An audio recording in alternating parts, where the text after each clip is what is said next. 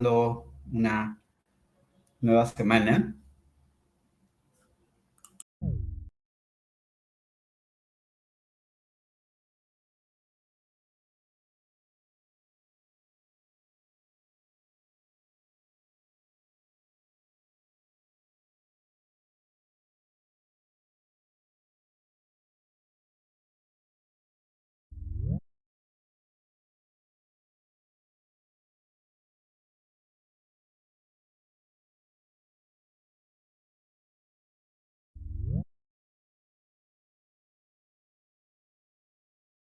Ya, ahora sí, de un pequeño problema de técnico, ya estamos aquí conectados.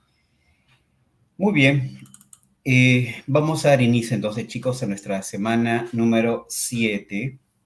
Una pregunta, ¿y desarrollamos todas las preguntas de la semana 6? ¿Hicimos la semana 6 preguntas? Sí, ya, bacán. Entonces, hoy nos toca la semana 7. Nuestro tema de clase es hoy Virreinato del Perú, las reformas borbónicas, que es uno de los temas que viene bastante, y las rebeliones indígenas, ¿ya? Del siglo XVIII. Entonces, vamos a dar inicio, chicos, inicio, ¿ya? Ahorita compartimos la pantalla y nos vamos alistando.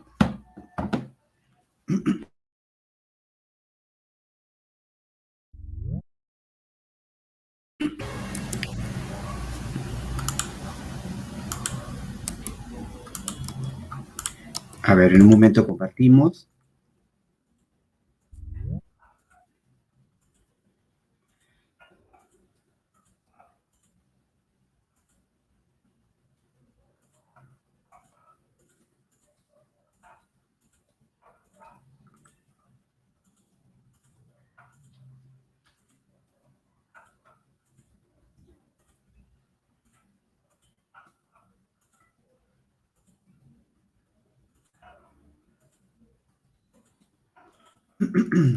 Ya, entonces, nuestros temas de hoy son el virreinato. Vamos a abordar la parte inicial del virreinato.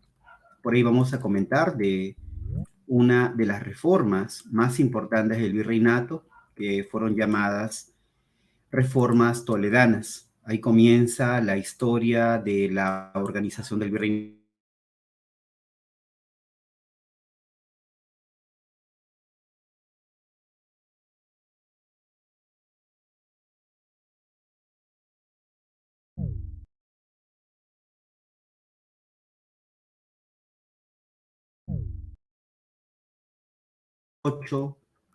La corona española va a reorganizar en todo caso el virreinato. Eh, Dicha reorganización vamos a ir llamándolo las reformas borbónicas. ¿Ah? Entonces, eso es lo que vamos a ir tratando. Finalmente, las reformas borbónicas crearon el contexto en el cual se produjo grandes rebeliones, rebeliones indígenas. ¿Okay? Las reformas borbónicas terminan siendo el contexto de esas rebeliones indígenas. ¿Ya? En dicho contexto vamos a identificar las causas de estas rebeliones. ¿Ok? Entonces, ahorita vamos a compartir el material para ir avanzando punto por punto, ¿ya? A ver, un momentito, ya estamos casi listos. A ver.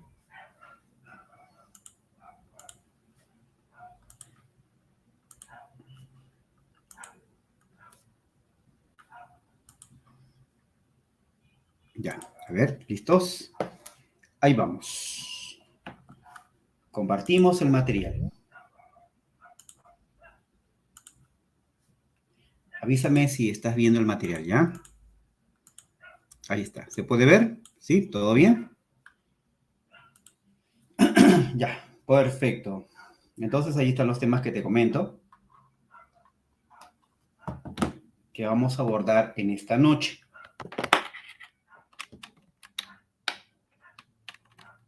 ¿Listos? Empezamos. Empezamos.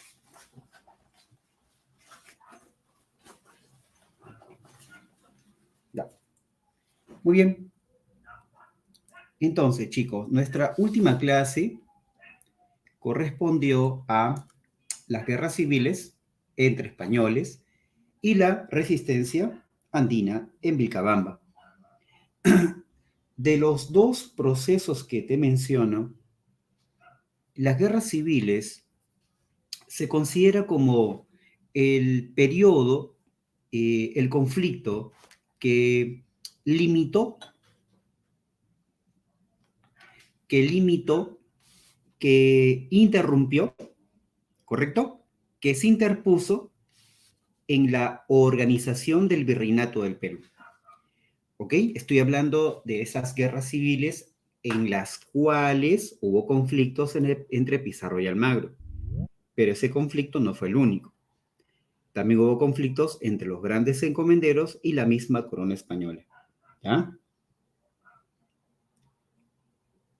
Entonces, como recalco, esas guerras civiles, que fueron 4 guerras civiles, interrumpieron la organización del virreinato. ¿Ya? Terminadas las guerras civiles, llegaron algunos virreyes, pero no es hasta la llegada de este virrey de aquí, el virrey Toledo, ¿está bien? No es hasta la llegada del virrey Toledo en el que se comienza a organizar el virreinato del Perú. ¿Bien?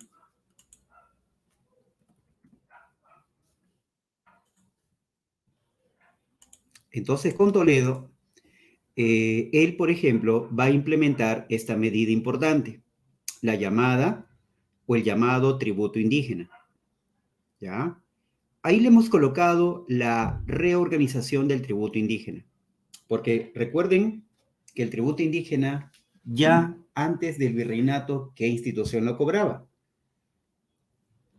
Antes del virreinato, ¿qué institución española cobraba el tributo indígena? Muy bien, Rodrigo, muy bien, la encomienda. Pero como vimos, la encomienda se había degenerado, se había convertido en una institución de explotación y de corrupción ante la corona. La corona la elimina y en su lugar fue creando los corregimientos. ¿Ya? Ellos se van a encargar de cobrar justamente ese tributo indígena, ¿ya? Por eso ponemos la palabra reorganización. A diferencia del tributo que le pagaban al encomendero, este tributo que los indígenas van a pagarle al rey, ya no al encomendero, es un tributo primero monetario, además tasado. Hay una tasa que se aplica para el caso del tributo, para evitar que se cobre caprichosamente en diferentes montos, ¿no? 50%, 30%, o sea, no es, la idea del rey tampoco era cobrarle pues el 100% del tributo a los indios, ¿no? Sino una tasa fija para que los indígenas también puedan de alguna forma utilizarlo para el consumo, para su compra de coca, aguardiente, ¿no? Entonces, también por ahí hay algo racional del rey, ¿sí? Ahora, el problema estaba que los indios no manejan la economía monetaria. Los indígenas no manejan la economía, digámoslo así, de mercado. Y entonces Toledo ya invita a los indios a que vayan a trabajar aquí, a la mitad minera, que es otra reforma que también hace Toledo. Profe, una pregunta. ¿Mita no era algo español? O sea, algo andino, claro. Justamente Toledo lo que hace es hacer todo un recorrido en el virreinato. Eso se llama una visita. Él hace una visita por todos los rincones del virreinato prácticamente y se da cuenta que la mita en los tiempos de los incas, pues chicos, era una forma de trabajo efectiva. Solamente que ahora Toledo la aplica para el campo minero, ¿ya? El campo minero. Ahí está, la mita minera. De esa manera, pues chicos, todos los indígenas que van a trabajar en la mita, ya se les va a dar un salario. Esa es la característica de la mita, es asalariada. Y ese dinero que se le paga al indio se va a transformar ¿en qué? Justamente en el tributo. ¿Ok? Ya está. Entonces, para poder organizar a los indios para el trabajo en la mita, para cobrar el tributo indígena, finalmente, ¿qué se establece para lograr dichos objetivos? Toledo va a crear las llamadas reducciones, ¿sí? Que eran territorios nuevos para los indios. Muy cerca a las ciudades españolas estaban estas reducciones, que implicaba la unión de varios ayllus, los cuales se van a unir, se van a reducir con la finalidad de poder cobrar eficazmente, ¿ya? Eficazmente, uno, el tributo, y dos, enviar a los indígenas más rápidamente, eficazmente a la mita, ¿ya? Esos eran los dos objetivos que tenía la creación de las reducciones, ¿ok? Además, también como un tercer objetivo, proseguir con la evangelización de los indios, porque eso todavía no había terminado, ¿eh? La evangelización. ¿Está bien? Finalmente, profe, ¿qué implica esta reorganización o este establecimiento de la mita? Bueno, la tarea de cobrar el tributo, la tarea de hacer la mita, de cobrar, de enviar a los indios a la mita y también, en cierto modo, evangelizar, va a correr a manos del corregidor, cuyo poder se termina consolidando. ¿Ya? Además también, pues chicos, gracias a esta mita, a este tributo, sobre todo la mita minera, la economía colonial finalmente se termina consolidando también. ¿Ya? Esto va a ser la consecuencia más importante. ¿Está bien? La consolidación de la economía colonial. ¿De acuerdo? La economía colonial. Entonces, en conclusión, chicos, con el establecimiento de la mita y sobre todo del tributo, ¿qué hizo Toledo? Invitó a los indios a trabajar en actividades económicas. Es decir, con el tributo indígena, ¿qué se hizo? ¿Ah? Se dinamizó el mercado de trabajo. ¿Ya? Se dinamizó el mercado de trabajo. Porque había muchas minas que estaban ahí, pero no tenían trabajadores. Incluso habían haciendas también. Haciendas son zonas de producción agrícola. Incluso habían también obrajes. ¿Qué cosas son los obrajes, profe? Eran centros de manufacturas, textiles, y ahí faltaba mano de obra. Entonces, cuando Toledo dice, muy bien, indios, van a pagar el tributo en dinero, los indios en una se van a trabajar en los obrajes, en las haciendas, en las minas sobre todo. Por eso que Toledo, con ese tributo, termina dinamizando la economía colonial. ¿Ya? Muy bien. Ahora, en esta época también anotemos algunas otras reformas, ¿te parece? Anotemos también que en esta época de Toledo termina llegando la Santa Inquisición. Llega la Santa Inquisición. ¿Ya? Además también llegaría la Orden de los Jesuitas. La Orden de los Jesuitas, fundada por San Ignacio de Loyola. ¿Ok? Estas dos instituciones no se llevaban bien, ¿eh? No se llevaban tan bien como uno imagina, a pesar que eran católicos. ¿Eh? Lo que pasa es que diferían mucho en sus métodos, ¿ya? Los inquisidores, por ejemplo, utilizaban mucho la represión, la persecución, ¿ya? Acusaban a aquellos que eran considerados herejes, ¿no? Incluso ellos utilizaban un libro, una lista de libros que se supone que esa gente, las personas cristianas no deberían leer. Era el Índex. En cambio, los jesuitas tenían otro método para defender la religión católica, ¿no? Ellos consideraban que la educación era el camino más importante para poder combatir las herejías, ¿no? Por eso no se llevaban bien. Y Toledo no le gustó eso, ¿eh? A Toledo no le gustó eso. Entonces Toledo hizo por ahí un arreglo. ¿Cuál fue? Como las universidades inicialmente las manejaban los dominicos, que formaban parte de la Inquisición, muchos de ellos, Toledo les da a ellos, a los dominicos, esa tarea de ser inquisidores. de tal forma que las universidades ya cada vez tendrán menos dominicos y, imagínate tú, tendrán cada vez más jesuitas. Por eso los jesuitas comienzan a entrar poco a poco a las universidades, ¿ya? Y considerarse como un grupo culturalmente poderoso, ¿sí? Y eso para evitar conflictos entre órdenes religiosas, dominicos con jesuitas, ¿ya? Como te das cuenta, Toledo le da un equilibrio al virreinato jamás antes visto.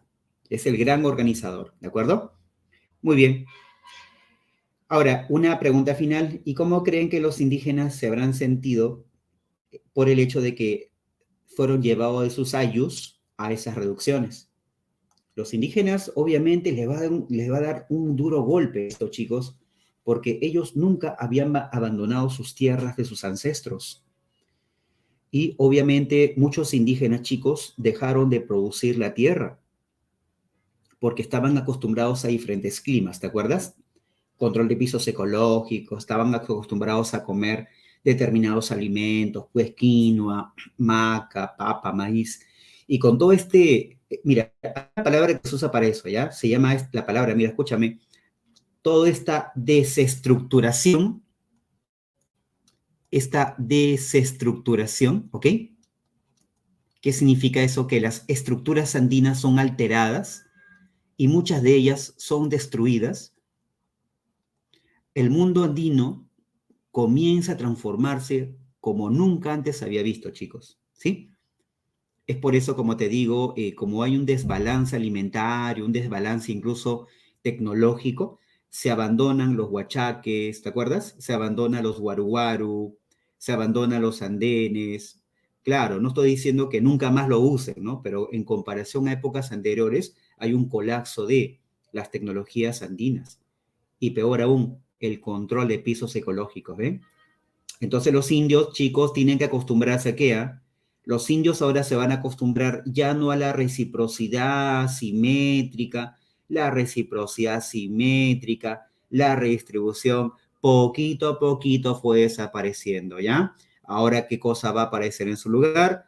Una economía monetaria, los indígenas van a trabajar por dinero, ¿ya? Y pagan su tributo, van a la misa, ¿ven?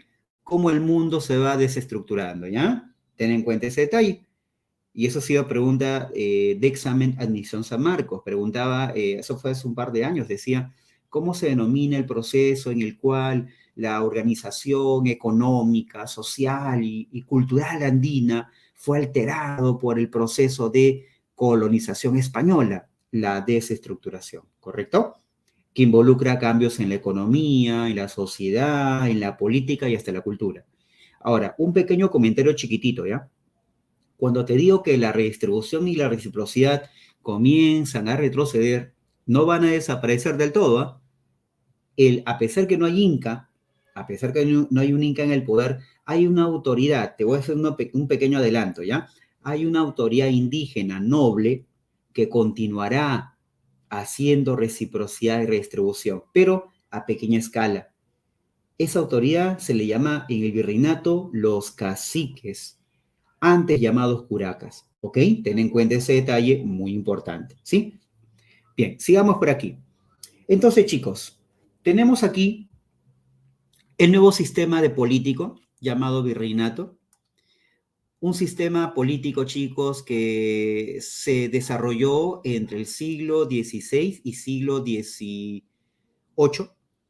teniendo como máxima autoridad al rey y al Real Consejo de Indias.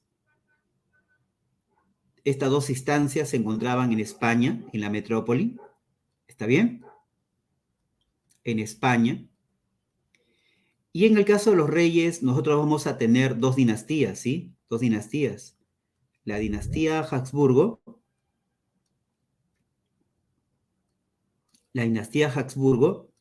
que gobernó hasta el año 1700, Habsburgo, y la dinastía Borbón. ¿Ya? La gran diferencia entre los Habsburgo y los Borbones, la gran diferencia es que los Habsburgos, chicos, eran muy flexibles ante los criollos, ante los súbditos. Le dieron muchos privilegios a los criollos, le dieron muchas libertades, ¿ya? Los criollos, por ejemplo, para empezar nada más, podían comprar, los criollos, ¿ah?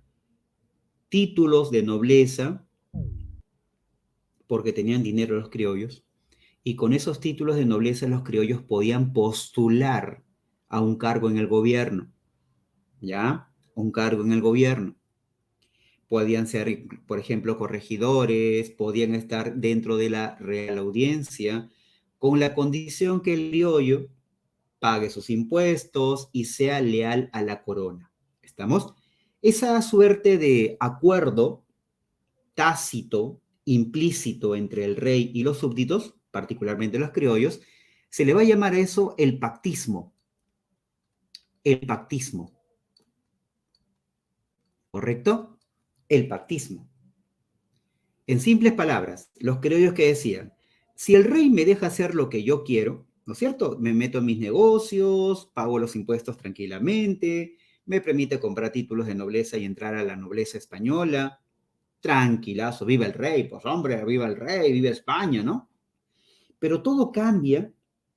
¿Hasta qué año dura esta dinastía Habsburgo? Desde 1542 hasta 1700.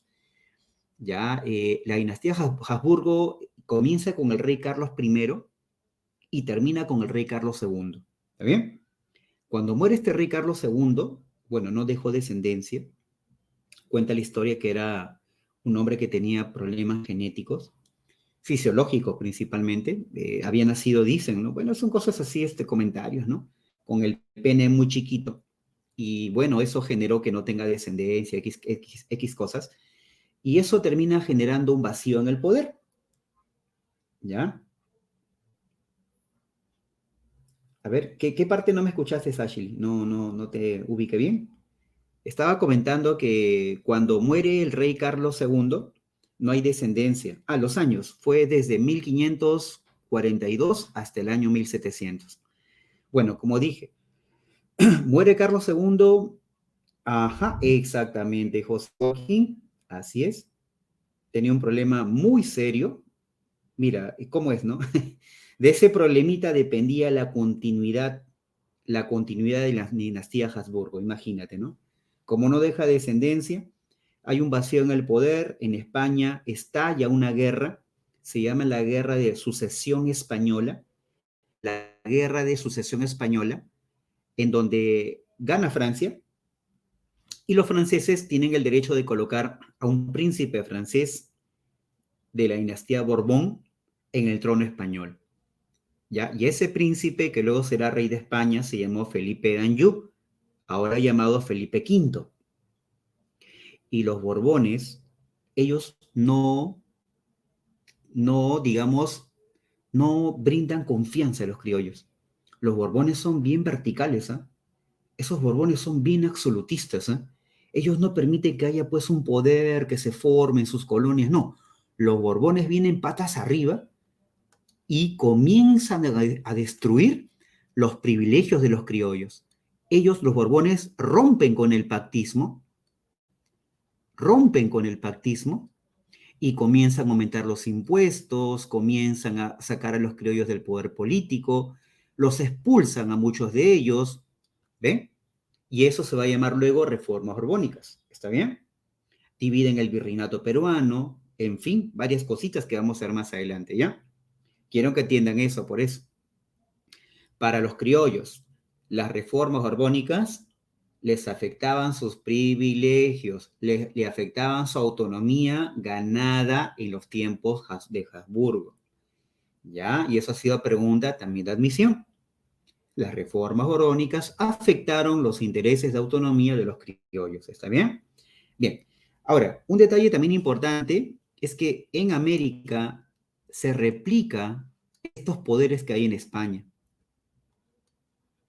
Por ejemplo, si acá en España tenemos al rey, acá contamos con el virrey, y si en España contamos con un Consejo de Indias, acá contamos en Lima con la Real Audiencia. ¿Ok? Ambos cogobernaban, ¿eh? Ambos tenían un cogobierno. Había un cogobierno para evitar que se acumule mucho poder. Ese cogobierno se llamaba el Real Acuerdo. el Real Acuerdo. ¿Está bien? El Real Acuerdo.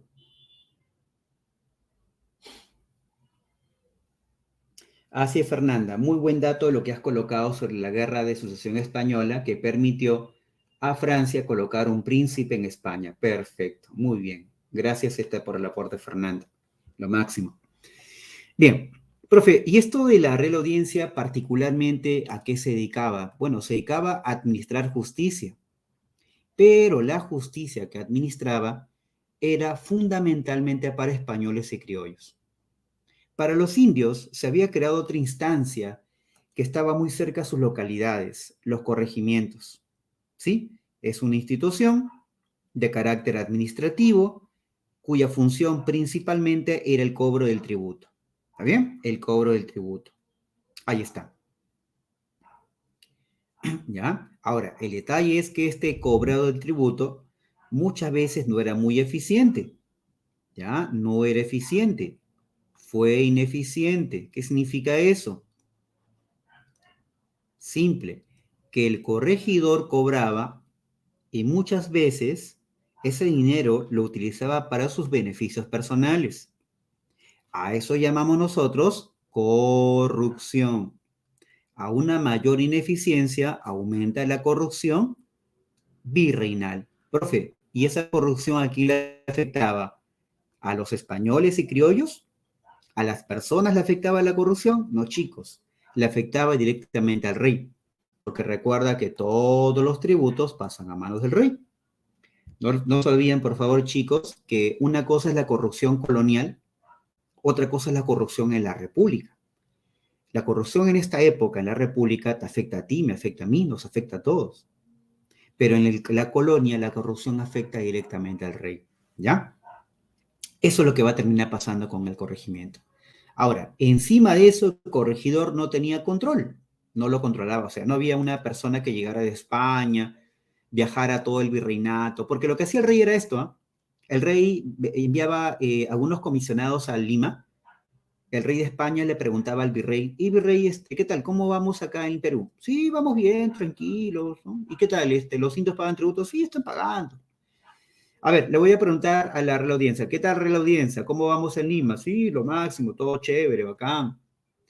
Entonces, no había cómo fiscalizar a las autoridades en provincia, chicos. No había cómo.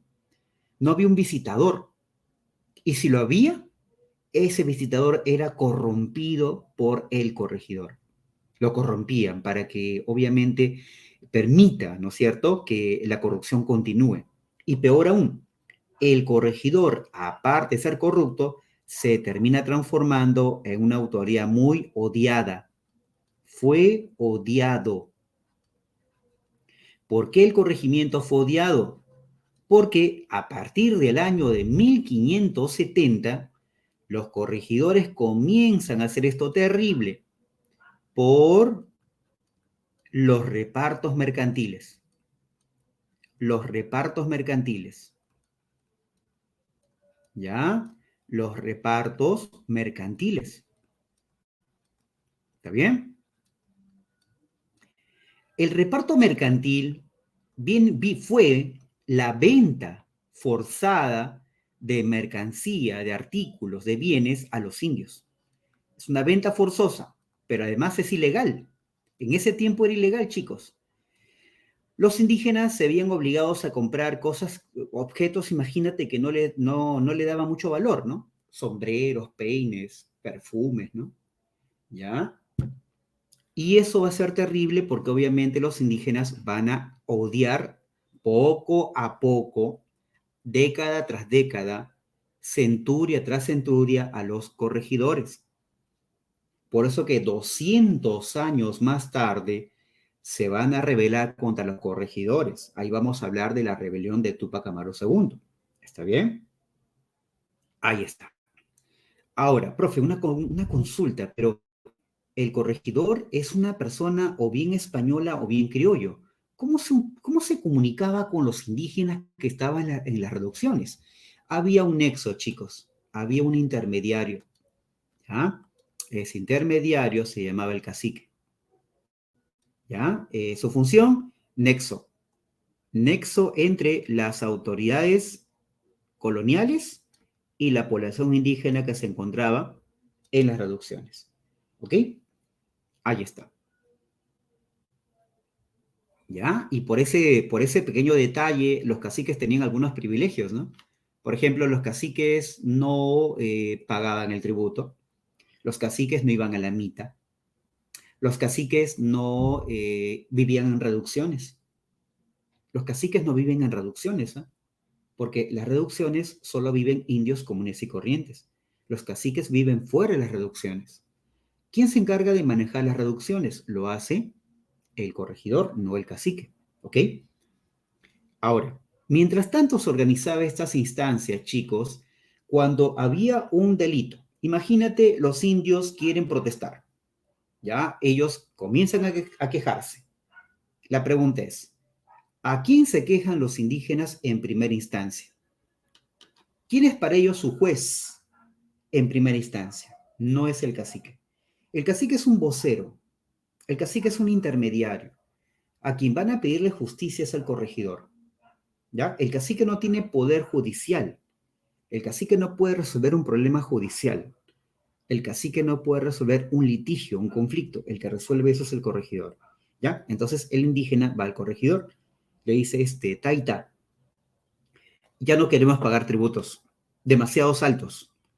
Y como el corregidor es juez y a la vez es parte del problema, obviamente el corregidor no le va a hacer caso al indio.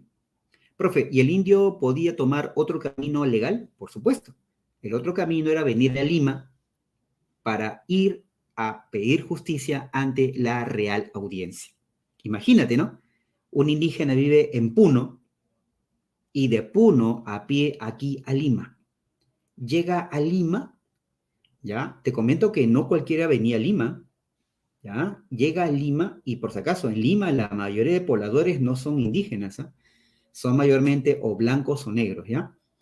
Y el detalle es que los indígenas, como hablan un idioma, una lengua autóctona, no, en ese tiempo, pues chicos, no había intérpretes, ¿no? O sea, no habían algo así como traductores, ¿no? O sea, la audiencia escuchaba pero no oía, ¿no? Y lo más irónico es que los miembros de la Real Audiencia se llamaban los oidores. Escuchaban pero no te oían, ¿no? La ironía. Y los miembros de la Real Audiencia, los oidores, decían, ya muy bien, hacían el esfuerzo por entender a los indios, ¿no? Ya muy bien, presenten su queja. Se cuenta, chicos, que los indígenas en Lima, desesperados, buscaban a los escribanos eran estos patas que te hacían todo el trámite, pues, ¿no? Algo así como hoy día hay, no sé si has visto las municipalidades, como la gente no sabe hacer trámites, hay señores que te ayudan, ¿no? Y te cobran, ya, así eran los escribanos. Y por cada palabra, vamos a ponerlo en términos de nuestra moneda, te cobraban alrededor de 20 soles por palabra. Así que, caballeros, el escribano sacaba provecho que sabía leer y escribir, ¿eh? ¿Ya? Y obviamente los indígenas presentaban con mucho esfuerzo el documento. ¿Y qué hacía la Real Audiencia, chicos? Lo que se ha encontrado últimamente es que en la Real Audiencia había un montón de legajos, documentos archivados, rumas enteras, cantidad de documentos archivados. ¿Ya? Ahora se entiende por qué los indígenas en el siglo XVIII actuaron con violencia. ¿Ven? La violencia, ¿no es cierto? Que es parte de la historia del Perú. Claro. Eso es la gran Real Audiencia. Esa es la gran Real Audiencia. Ya, chicos, había un poder centralizado, ¿verdad? Solamente en Lima. Profe, ¿y así va a ser siempre? No. Más adelante te voy a comentar que en Perú se va a crear otra Real Audiencia. ¿Sabes dónde? En el Cusco. Eso va a ser después de la rebelión de Tupac Amaru, ¿sí? Vamos a ver ese detalle poco. Bien, sigamos entonces. Una cosita final. Profe, y acá en Lima y en las diferentes ciudades del virreinato, ¿quién se encargaba de administrar las ciudades? Se llamaba los cabildos.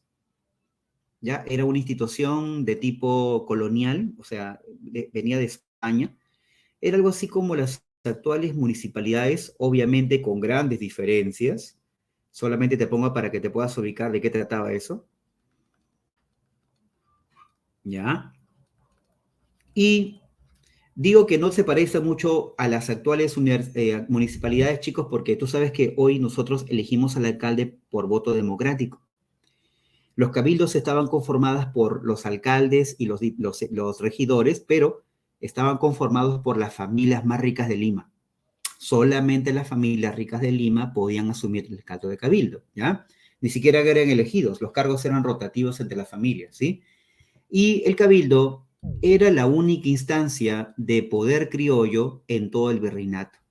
El real poder político criollo era el cabildo, ¿ya? Al punto que el cabildo, chicos, era tan elitista que siempre funcionaba a puertas cerradas. Se llamaba cabildo cerrado, ¿ok? El famoso cabildo cerrado, ¿ya? Muy bien, sigamos por aquí.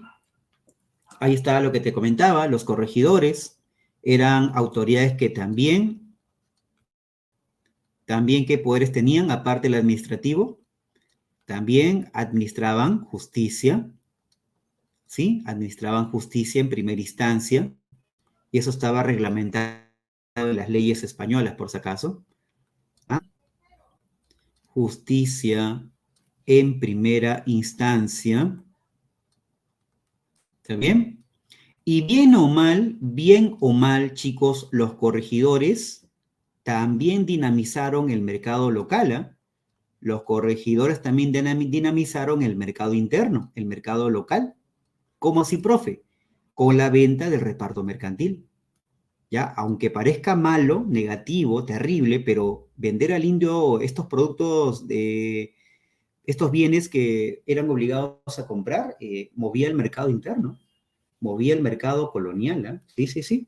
Lo ilegal también mueve el mercado, chicos, tú sabes, no solamente lo legal, también lo ilegal mueve el mercado, ¿ya? Ahí está. Es parte de la economía, o sea, hay que ser realista también en esa parte. Muy bien.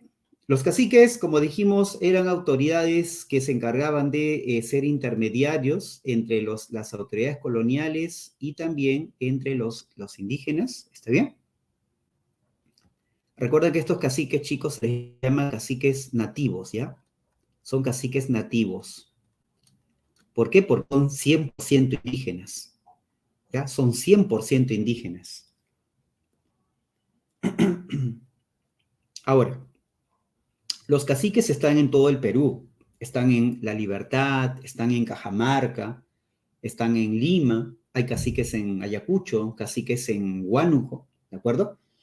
Pero algunos, no todos, algunos caciques que estaban en la Sierra Sur se dedicaban al comercio, ¿ya? Se dedicaban al comercio, ¿sí? ¿En qué sentido, profe? Se dedicaban al alquiler de mulas, ¿ya? Se dedicaban al alquiler de mulas, ¿ya? Ese negocio se llamaba el negocio de arrieraje, eran arrieros. Tenían que arriar su mula, arrieros, ¿ok?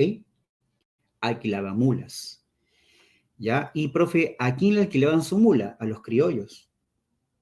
Cuando los criollos, por ejemplo, querían vender coca o querían vender aguardiente, que es un licor, a las minas, ¿quién transportaba eso? Lo transportaba el cacique. Y el cacique cobraba por ese comisión, este transporte, de flete, ¿sí? Él cobraba por el flete, el transporte, ¿ok?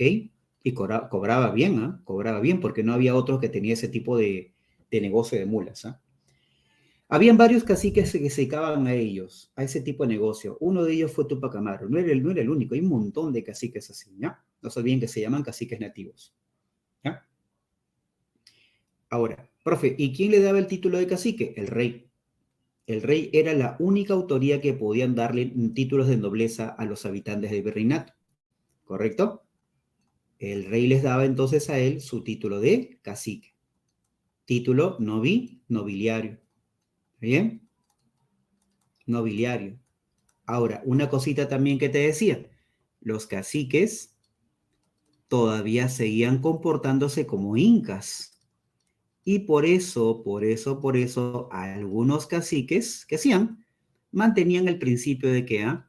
El principio de reciprocidad asimétrica, por si acaso, y el principio de redistribución. Algunos caciques todavía hacían eso, ¿ya? para conservar las tradiciones andinas, prehispánicas. ¿De acuerdo? Algunos caciques lo hacían.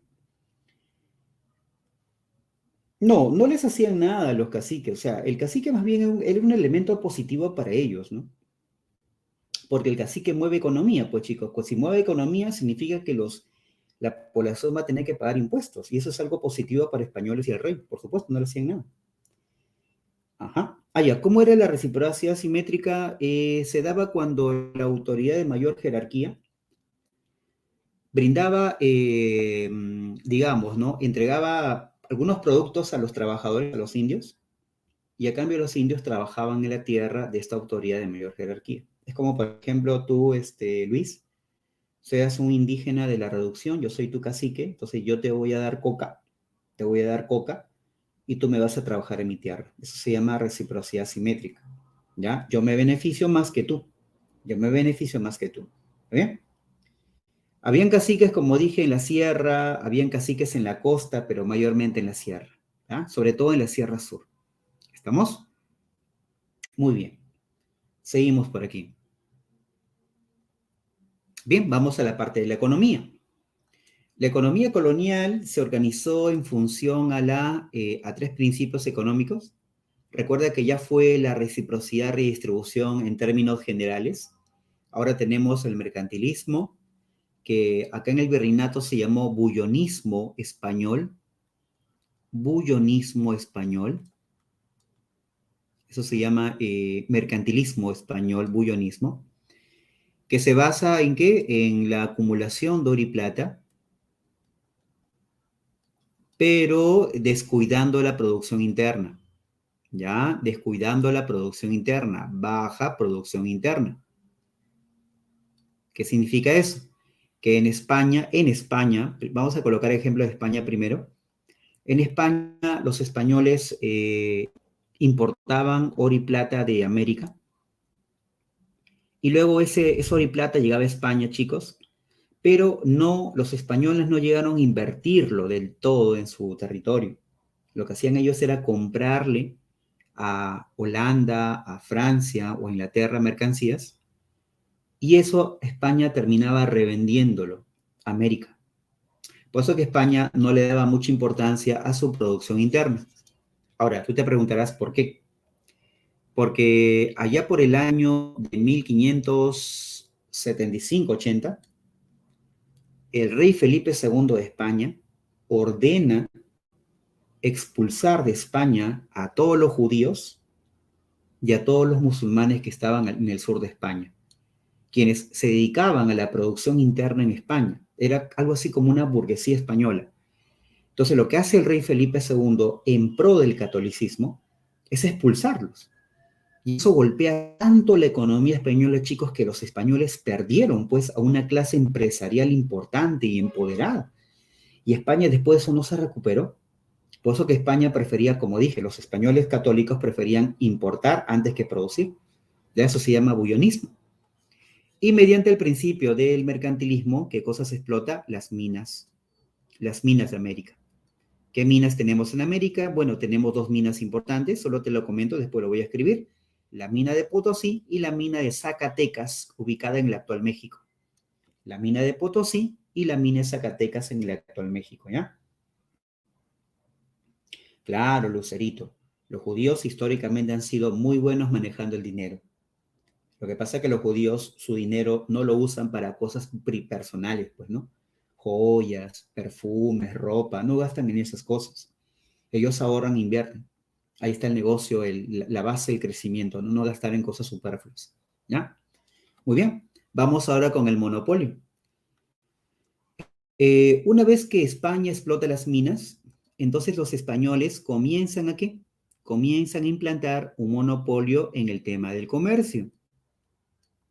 Los productos que van a llegar hacia América solo serán vendidos por España, ¿ya? Lo que implica, por lo tanto, que va a haber algunos puertos que van a recibir y van a trasladar productos de un lado para el otro. ¿Ya? Aunque no está acá el principio, que voy aquí a referirme, pero hay un cuarto principio, ¿ya? Se llama el exclusivismo. Exclusivismo. Este principio se refiere a que solamente hay puertos exclusivos, puertos comerciales exclusivos para España, ¿de acuerdo?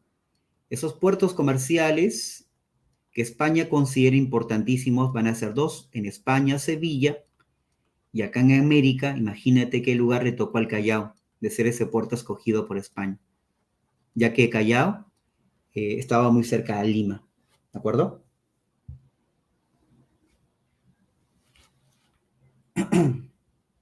Ah, ya quieres que comparta toda la pantalla. Ya, ya pues, a ver,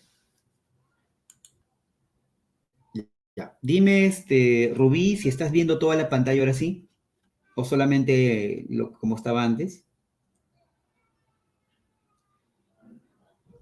Sí, toda la pantalla, ya, ok. Ya, a pedido de Rubí entonces, ya está. Listo.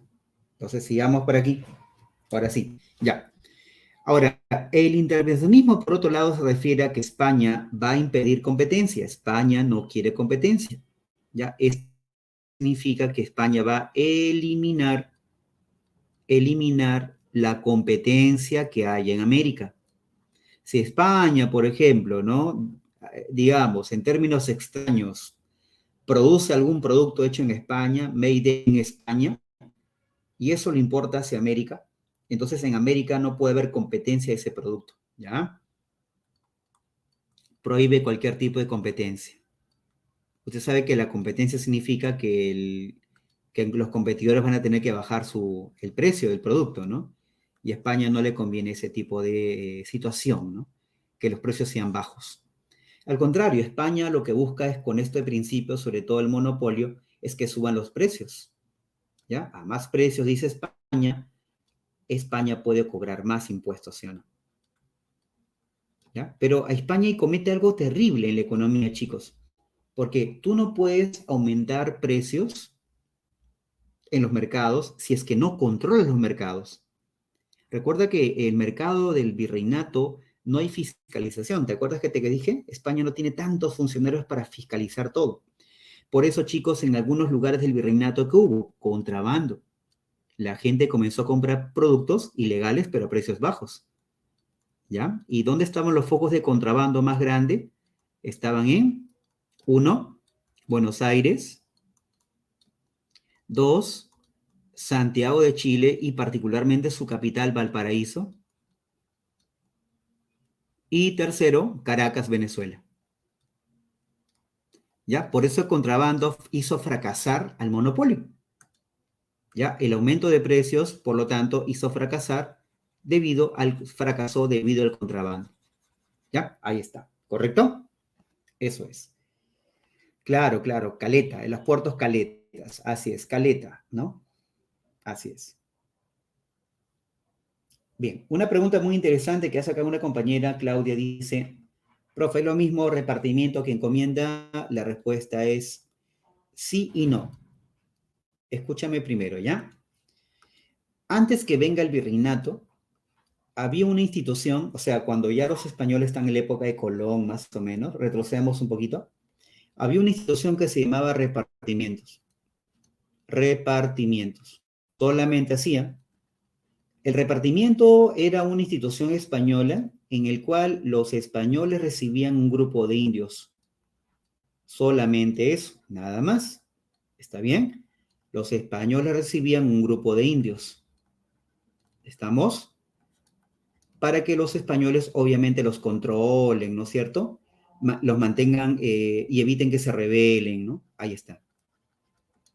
Pero como esto no tiene sentido, los españoles incluso podían convertirlos en esclavos, porque no había una ley que reglamentara eso.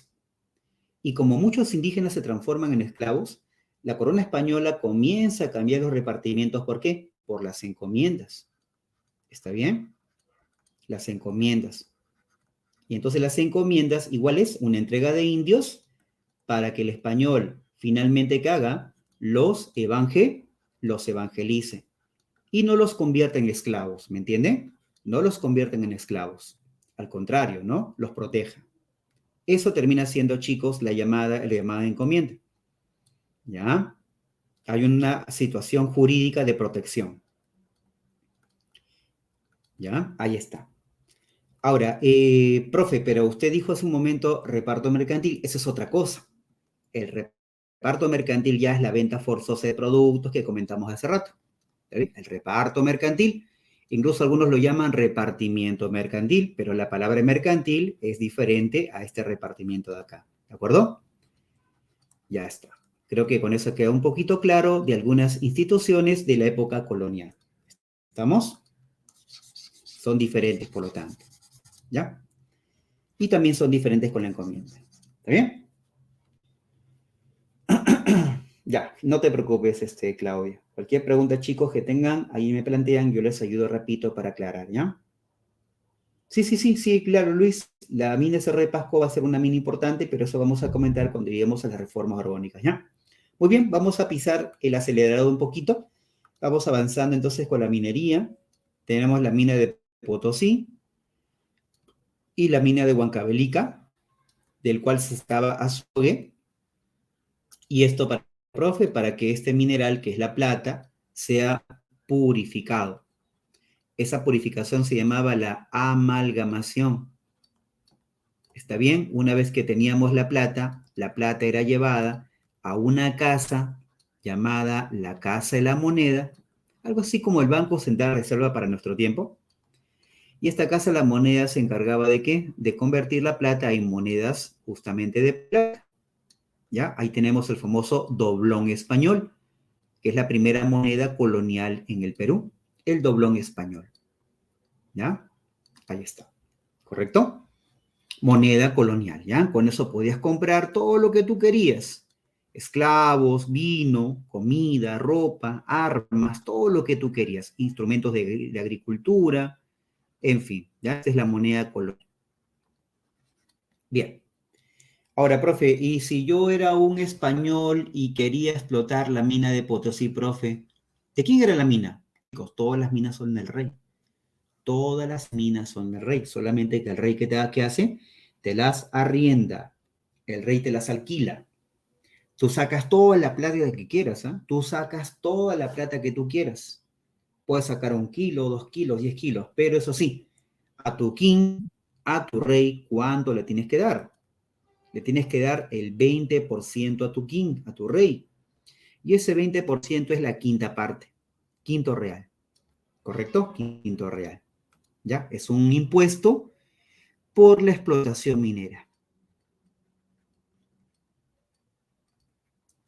¿Ya? Y parte de esa plata que tú sacas de la mina, ¿a quién le tienes que pagar como salario? ¿A quién contratas para que trabaje ahí y le pagas el salario? A los indios que hacen la mita, ¿te acuerdas? ¿Cómo se llaman esos indios que hacían la mita en Potosí? No, no era el Yanacona. Se llamaba los indios mitayos. Los indios mitayos. ¿Ok? Ya está. No, no era Mitimaes. Ya no existía Mitimaes para la época, Luis. Ya no existía ya. ¿Saben por qué no existía, Luis, los Mitimaes? Porque el Mitimae después salía del Ayu y volvía. Ahora no, porque los indios están recluidos tipo una cárcel en las reducciones, no pueden salir. Ya no pueden salir. Uh-huh. ¿Ya? Profe, pero los indios escapan. Chicos, los indios escapaban. Y cuando los indios escapaban, esos indios se llamaban indios forasteros. Y se iban a otro ayu. Iban a otro ayu a camuflarse. Y otros iban a las haciendas para transformarse en yanaconas, ¿ya? Ahí está. Algunos también iban a la selva, ¿no? Pero muy pocos. La mayoría se quedaba allá en la sierra, en otros ayllus. Ahí se llamaba indios forasteros. Bien, sigamos por aquí. No olvidemos que se aplicaron 2 métodos para poder purificar la plata, ¿ya? Primero la guaira, que eran hornos prehispánicos, pero con la amalgama se incrementó la explotación de plata. Gracias a este método se alcanzó el auge de la minería colonial, el auge de la minería de Potosí particularmente. ¿Está bien? Con lo cual, chicos, en el virreinato se vivió el llamado ciclo de la plata. El ciclo de la plata. ¿Ya? Es un periodo que se inició cuando se descubre este método, allá por 1572, hasta aproximadamente 1625. Se cuenta que en esa fecha 25 inicia el colapso de la minería. Hay muchos factores para explicar por qué la minería comienza a colapsar en 1625. Algunos dicen porque habían pésimas técnicas de minería, la mina se estaba cayendo a pedazos. Otros mencionan que no había mano de obra porque los indios están muriendo en las minas. Y tercero es la sobreexplotación de las minas, ¿no? Se estaba sobreexplotando demasiado, por eso que entra en colapso la minería colonial, ¿ya? Muy bien. Vamos ahora al comercio colonial. Recuerda que el comercio era monopólico, ¿ya? Claro, claro, José, los factores que menciono de por qué la minería colapsa es una combinación de todos, por supuesto. El comercio colonial, recuerdas, estaba caracterizado por su monopolio. Profe, ¿y hasta cuándo era monopolio? España estableció el monopolio hasta el año de 1776. ¿Ya? En ese año España implementa el libre comercio hasta las reformas borbónicas, ¿no? Entonces, durante esos 250 años, chicos, el monopolio que ha causado el aumento de precios, ¿te acuerdas? Bien, además también el monopolio, el comercio monopólico, estaba asociado también con la idea de que habían puertos exclusivos. Tenemos el puerto en España, la Casa de Contratación, y en Perú, en Lima, el Tribunal del Consulado. ¿Ya? Vamos a recrear cómo llegaban los productos de España hacia América, ¿ya? Una vez al año, en la Casa de Contratación de Sevilla, como estás viendo acá en España, mira, acá está la Casa de Contratación, salían del puerto de Sevilla todo un conjunto de barcos que se llamaba el sistema de galeones, ¿correcto? Sistema de galeones. ¿A dónde iban? Hacia Cartagena de Indias, que estaría en Colombia, y en su defecto, en Panamá. Ahí descargaban los galeones todas las mercancías que venían de España. ¿Estamos? Sin embargo, mientras esto ocurría en Panamá, desde el Callao, el puerto del Callao, ¿ya? Llegaban productos desde Lima, donde se encontraba esta institución monopólica también llamada el Tribunal del Consulado. Era algo así como la versión peruana de la Casa de Contratación, ¿ya? Este Tribunal del Consulado se encargaba también de fijar impuestos, ¿ah? Fijaba impuestos, regulaba el problema del comercio si es que había un litigio entre comerciantes. Esta institución también tenía funciones judiciales en el campo comercial. Sin embargo, también se encargaba de organizar el envío de oro y plata hacia Panamá. Y en Panamá se producía, chicos, en el puerto de Portobelo, en Panamá, estos intercambios. El oro y la plata, finalmente los españoles lo recogían y lo devolvían hacia Sevilla, y los productos que llegaban de los galeones y que se descargaban en Portobelo venían directamente ¿a dónde? Aquí al Callao. ¿Ven? Llegaba al Callao. ¿Ya? Estos lugares de Panamá, Portobelo, chicos, se llamaban las ferias. Era la feria más importante en toda América. Ahí se producía la transacción más importante de América entre los comerciantes del Tribunal del Consulado y los comerciantes de la Casa de Contratación. ¿De acuerdo? Ahora, profe, ¿y así nomás era el comercio? Falta un detalle. ¿Por qué también fracasó, chicos, el monopolio comercial? ¿Por qué fracasó? Independientemente del contrabando, también por qué fracasó. ¿Sabes por qué, chicos? Porque ahora en esta zona comienzan a llegar desde Holanda y desde Inglaterra los llamados piratas y corsarios.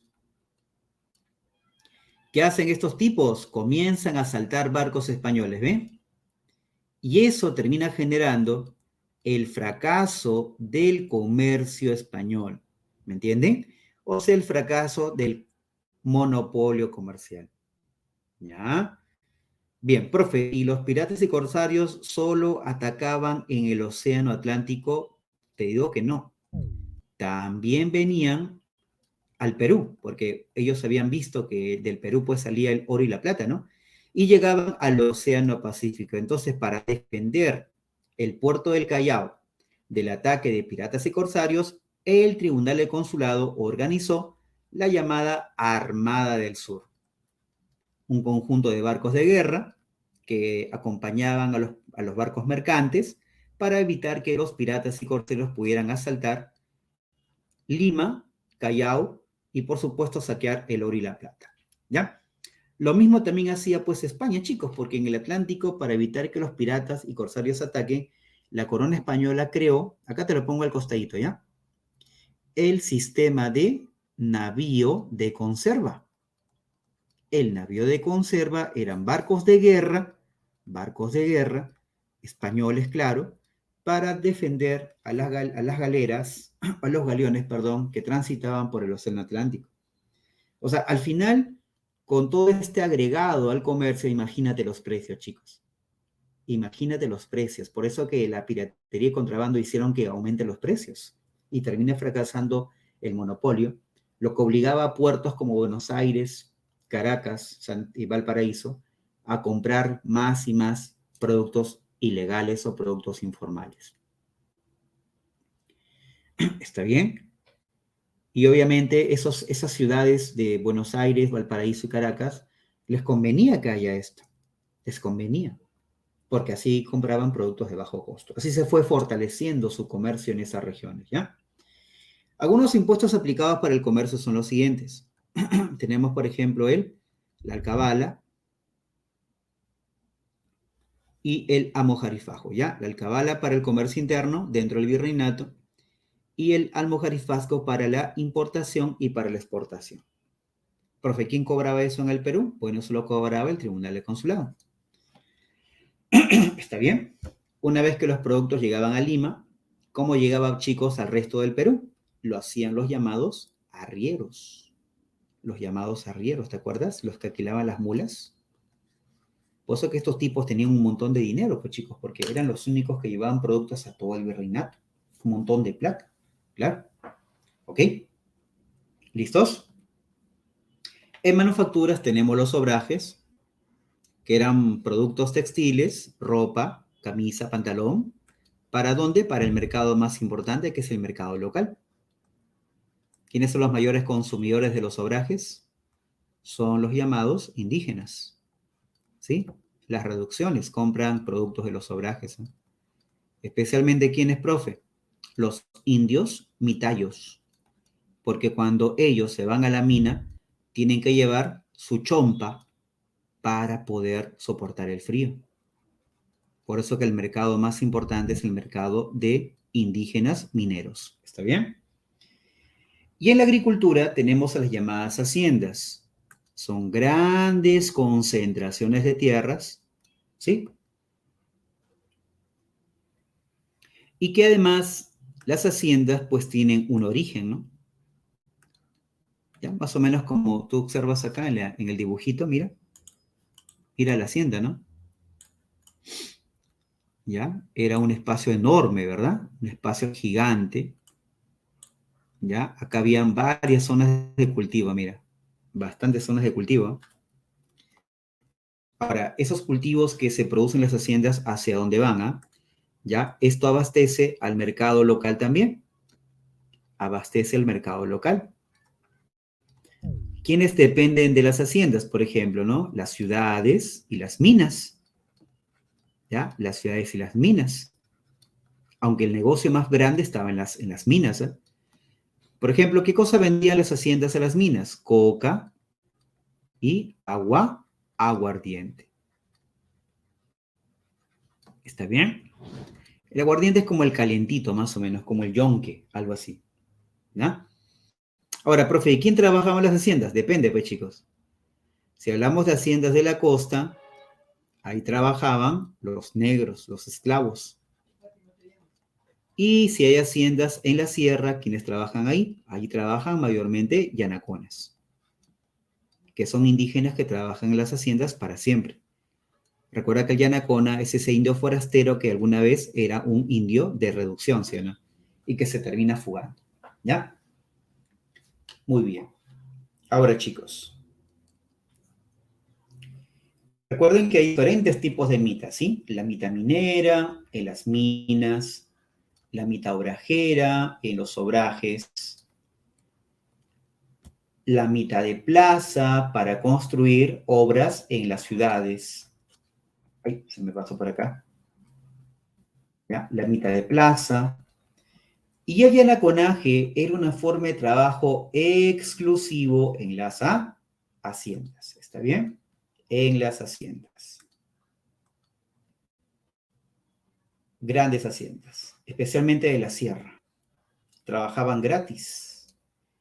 Profe, y si trabajaban gratis Yanacona, profe, ¿de qué comía? Ah, el detalle es que los dueños de las haciendas le daban al Yanacona una chacrita para que él pueda sustentarse.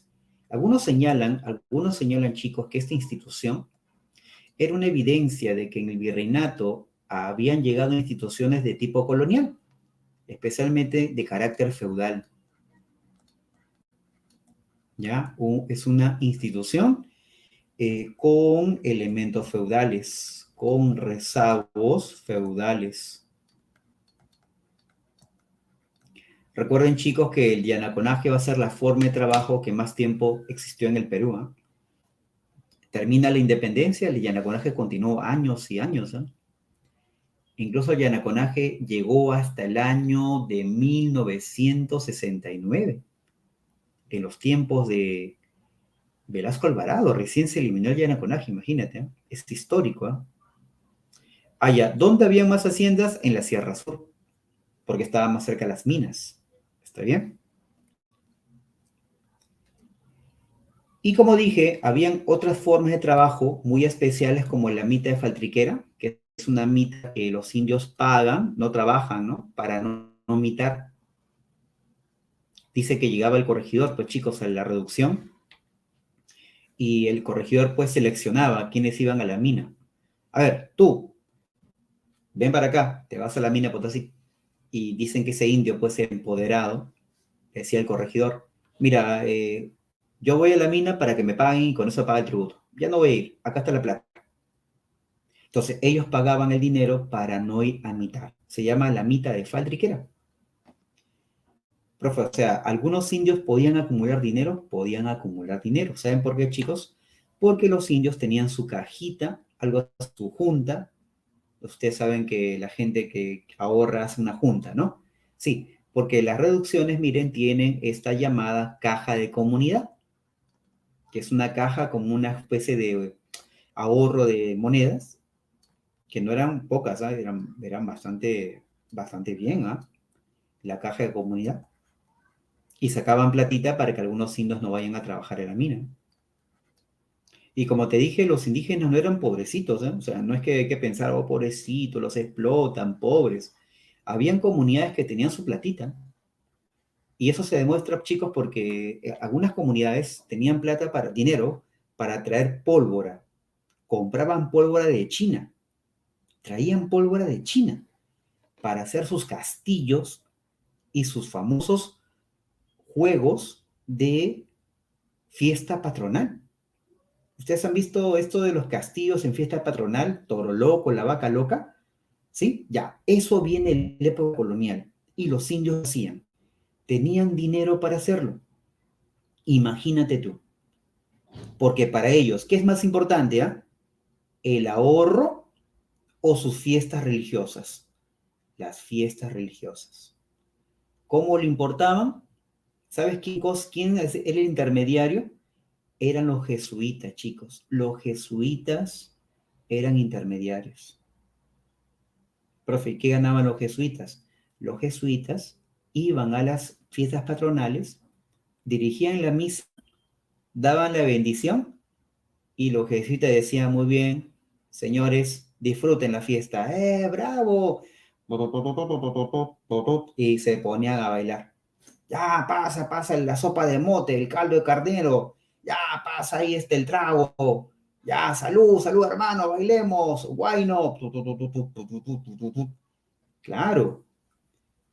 Y por eso, chicos, para los católicos muy radicales, los jesuitas estaban cometiendo un error.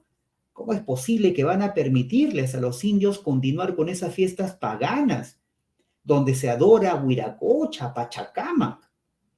Y por eso los jesuitas tenían, como dije, una fuerte influencia en los indios. Y no solamente en los indios, también en los negros. ¿Eh? Los negros amaban a los jesuitas. ¿Eh? Ahí te vamos a explicar por qué razón el jesuita tenía tanto poder en el virreinato, ¿ya? Muy bien. Claro, los esclavos también hacían su fiesta, la fiesta para sus orishas. Los orishas eran los dioses negros, ¿ya? Bien, vamos rápidamente a la sociedad, ¿ya?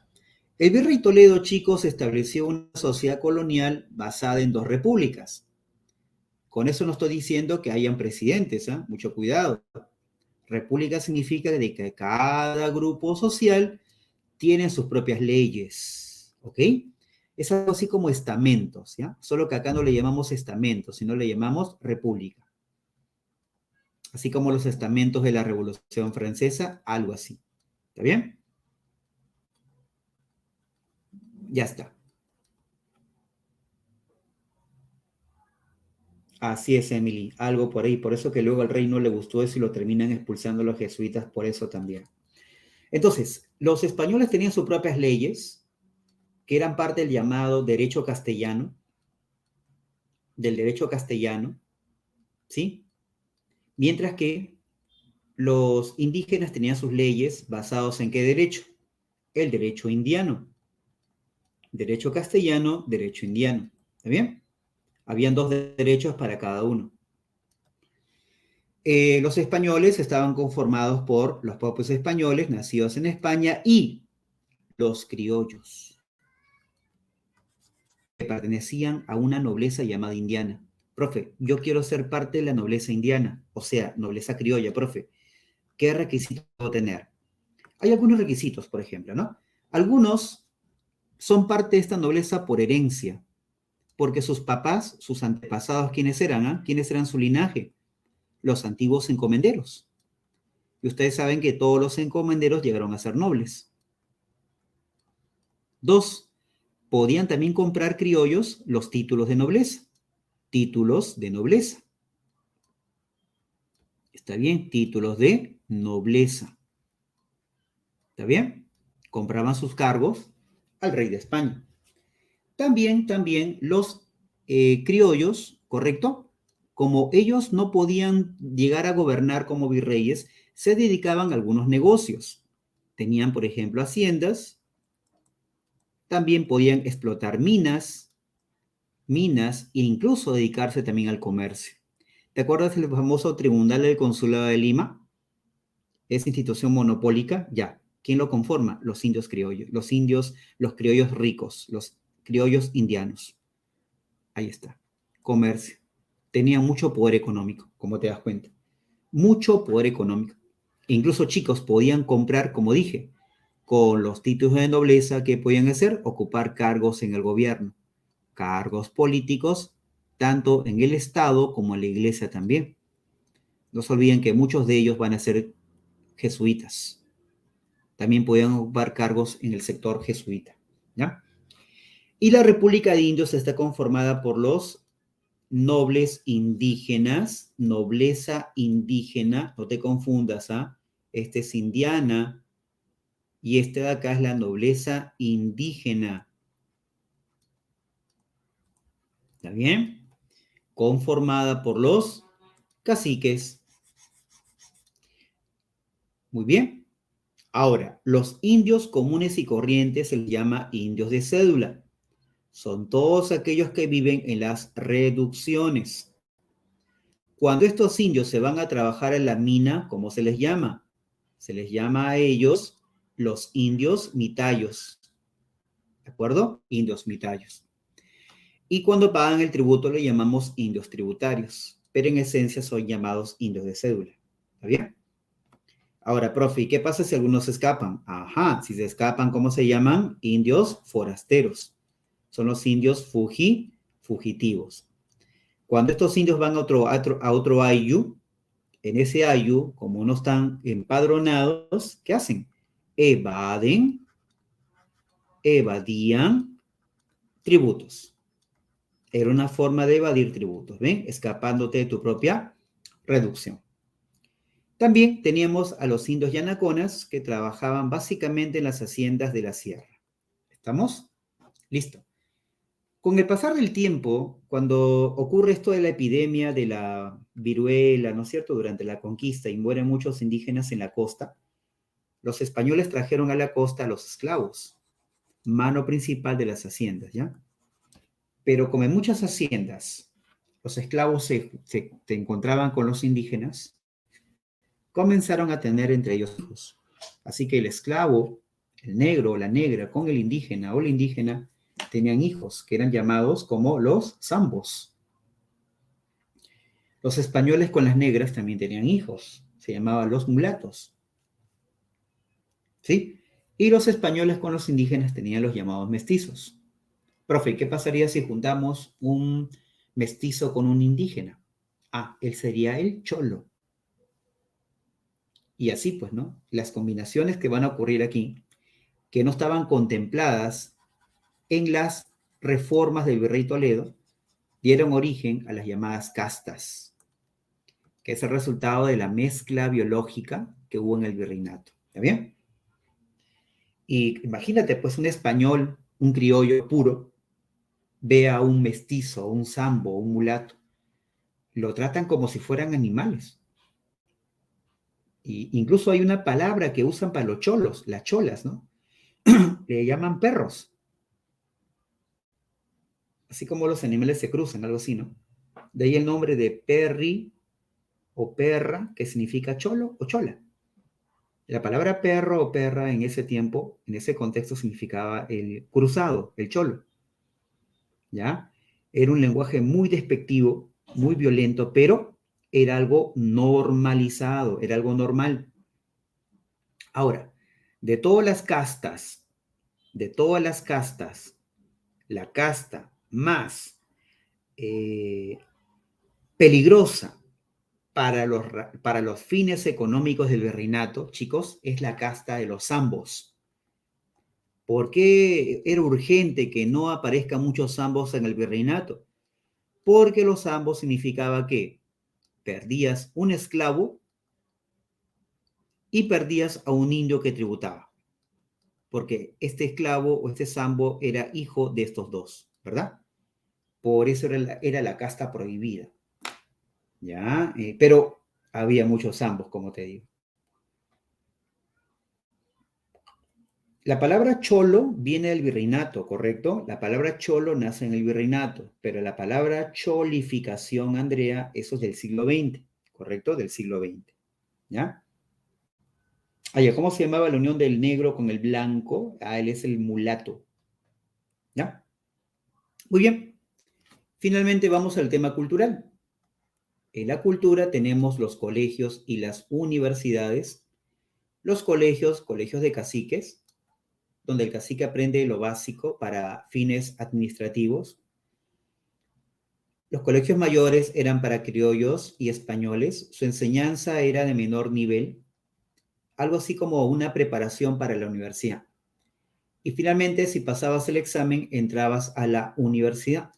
Profe, ¿cómo era el examen en esa época? Era oral. Tú llegabas a tu examen de admisión y tomabas de una jarra un papelito que te decía una pregunta y el que te evaluaba te decía, ya, a ver, descríbeme toda la obra de la Suma Teológica de Santo Tomás de Aquino. Te escucho. Y tú tenías que, ¿no es cierto?, memorizar y decirlo. Ingresabas. Ahora, si te equivocabas, no ingresabas. Hasta el otro año, ¿no? No hay ni siquiera, o sea, ahí no hay ni siquiera para marcar. ¿Por qué, profe, era así el examen? Porque los que te evaluaban tenían tiempo para evaluar a 10, 20 o 30 personas. Recuerda que en ese tiempo no postulaban muchos, postulaban 50, 20, porque la universidad era elitista, ¿ya? La gente mayormente, zambos, mulatos, indios, cholos, negros, obviamente no postulaba. no era la mayoría, ¿ya? Por eso que se podía hacer el examen de esa manera, ¿no? Que si Tupac Amaru fue a San Marcos y leyó a Rousseau, bueno, dicen que sí, dicen que no, pero ¿cómo influye eso en su rebelión?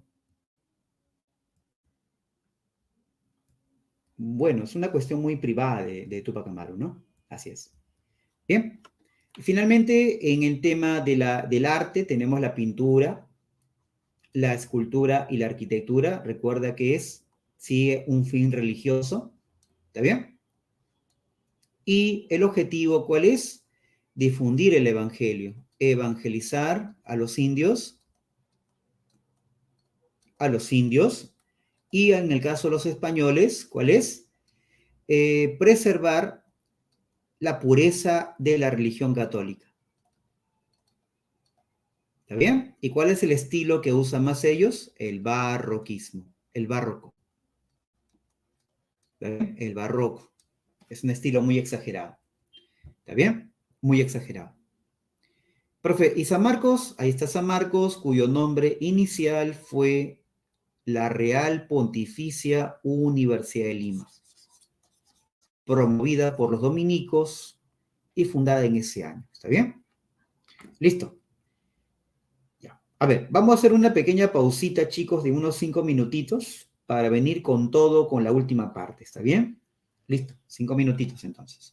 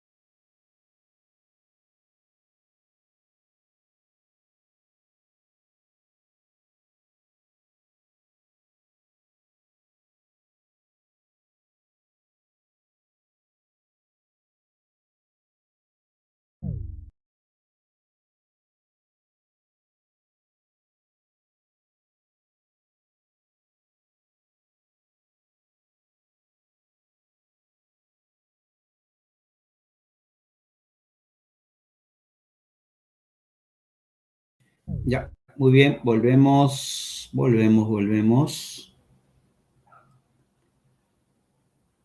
Listos, continuamos.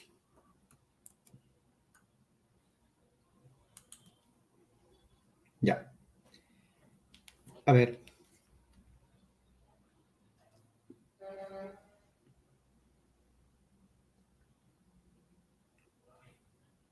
¿Listo? ¿Me están escuchando? ¿Todo bien? Sí, ya, muy bien. Seguimos ya, entramos a la última parte, ¿ya? Bien, entonces chicos, en el siglo XVIII vamos a tener una nueva dinastía en España, una dinastía de origen francés o francesa, que viene de un país, de una monarquía como la francesa, que es una monarquía muy absolutista, ¿ya? Nos referimos a la dinastía borbónica, ¿ok? Y entonces los reyes españoles de origen francés van a ver un territorio colonial muy desorganizado. Cuando estos reyes borbones llegan a Madrid, encuentran que en Perú hay todo un desorden y ellos terminan enviando visitadores, ¿ya? Visitadores que son enviados personales del rey hacia América. Y el visitador recorre el virreinato, hace todo un informe y en la lista de detalles que elabora el visitador se encuentra corrupción, se encuentra cargos políticos en manos criollas, se encuentra que hay mucha acumulación de poder económico, contrabando, hay piratería, hay corsariaje, hay protestas indígenas, hay un montón de problemas, ¿no?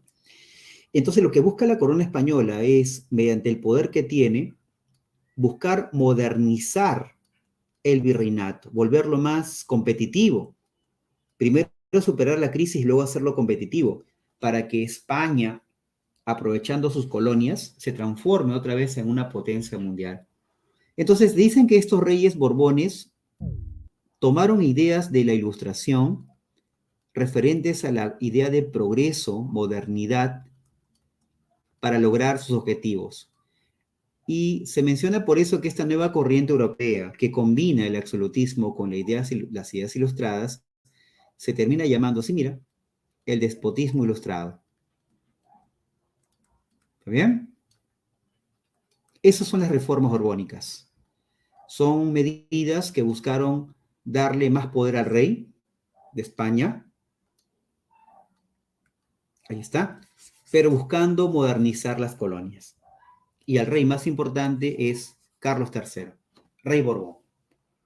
Objetivo concreto de las reformas borbónicas: mayor control sobre sus colonias. Este es un fin político. ¿Qué significa esto? Reducir el poder de los criollos, número uno. Y dos, aumentar el cobro de impuestos, ¿de acuerdo? Aumentar el cobro de impuestos. Agregamos eso que es importante, que es un fin económico, ¿sí? El aumento o aumentar la recaudación, vamos a llamarle esa recaudación, ¿te parece? Fiscal, ¿ya? Que es el dinero que va a manos del rey. Y para lograr estos objetivos se practican las siguientes reformas. Comencemos con la económica. ¿Recuerdan el reparto mercantil? Ya, te comento que ahora se legaliza. Se legaliza el reparto mercantil. ¿Quién se encarga de hacer esto? Los corregidores. ¿Qué provoca esto, chicos? Obviamente, aumentan las protestas indígenas. ¿Está bien? Sobre todo en la Sierra Sur.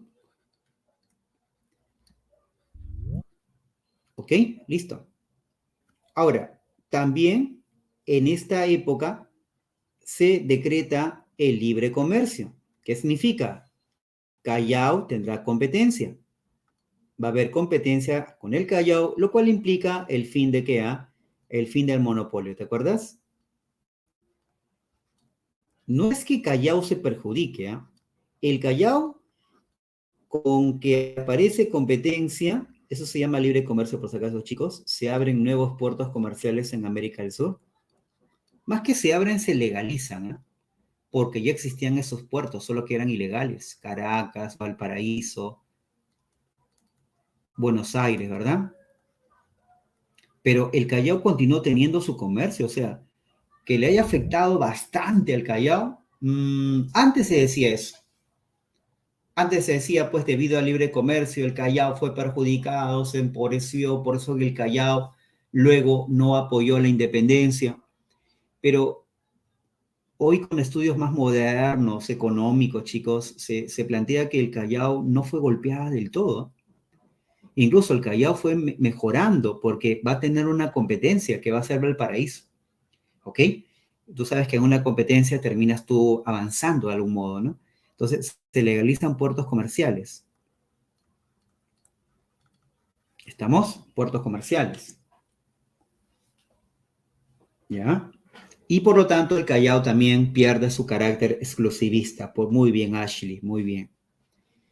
Además, también se incrementan impuestos, principalmente al comercio, y el mayor control del tributo indígena, que también genera descontento. Ahora, profe, ¿y la mita, profe?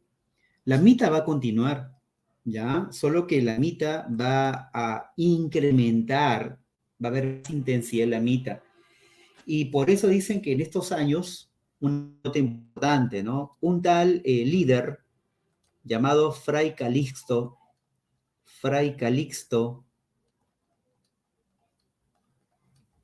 ¿ya? Fray Calixto, ¿qué va a pasar con este personaje de Fray Calixto?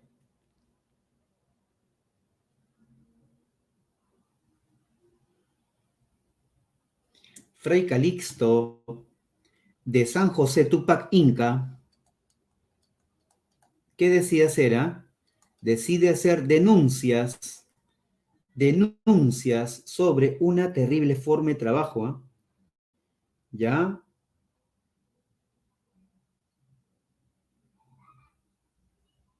Es denunciar a la mita como forma de trabajo que provocaba el exterminio de la población indígena, ¿sí?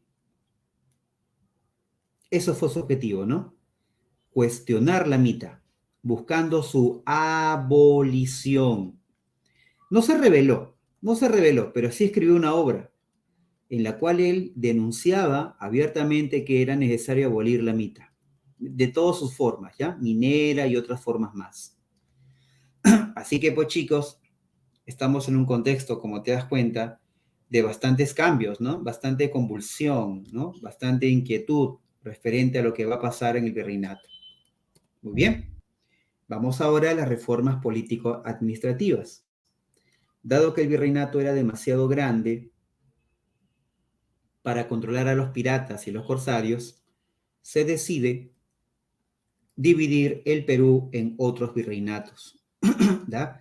Virreinato de Nueva Granada y el virreinato del Río de la Plata. Profe, ¿le afectó al Perú esto? Te comento que sí. Esta zona de aquí, chicos, mira, que estoy sombreando. Esto de ahí, ¿cómo se llamaba? ¿Cómo se llamaba en los tiempos virreinales esa región? Se llamaba el Alto Perú, lo que llamamos hoy día Bolivia. Eso pasaría ahora al virreinato del Río de la Plata. Así que la plata ya no saldría hacia Perú, desde Potosí, sino saldría ¿de dónde? Hacia Buenos Aires. De tal manera que la gente del sur del Perú, mira, esta gente de acá, arequipeños, huancavelicanos, cusqueños, ¿verdad? Puneños propiamente, comienzan a protestar. Es una zona de protestas sociales. No solamente aquí está gente comerciante, ¿ah? También se encuentra quienes más, ¿ah? Se encuentran artesanos que trabajaban con la plata, y ahora que la plata ya no entra al sur del Perú, sino se va a Buenos Aires, eso le quita trabajo, ¿no? Porque sin tener la plata, o sea, los artesanos sin usar la plata, no pueden ser platería. Y la platería es una forma de trabajo muy rentable en esa época, ¿ya? Entonces, artesanos, los mismos comerciantes, ¿ok? Terminan cuestionando esto de la pérdida del Alto Perú, que ahora pasaría el virreinato del Río de la Plata, ¿ya? Muy bien. Y finalmente, los corregimientos son cambiados por las intendencias, aprovechando la rebelión de Túpac Amaru II.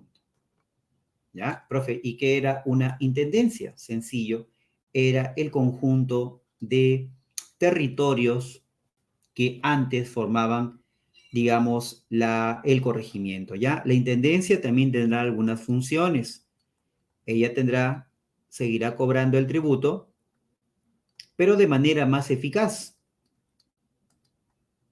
más eficiente. También se encarga de administrar justicia y sobre todo tiene poder militar en las regiones, especialmente de la Sierra Sur. Eso por el hecho de que, como los indígenas habían revelado, las intendencias contaban con su propio ejército interior, ¿de acuerdo? Antes no había eso, porque si había una rebelión en el virreinato, por ejemplo, de indígenas, lo que hacía el rey de España era enviar desde España al Perú soldados, pero ahora no. Ahora el intendente puede organizar su propio ejército aquí. Tiene muchísimo poder.